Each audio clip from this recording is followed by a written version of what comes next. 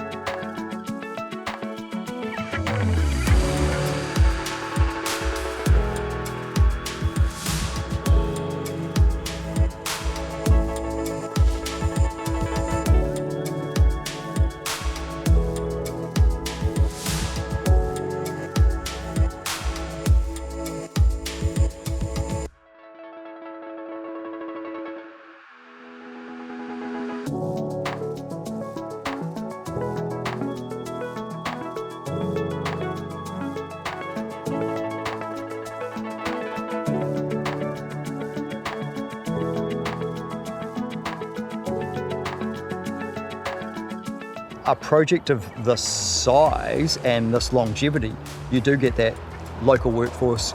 You do have people shift to the area and set up shop here.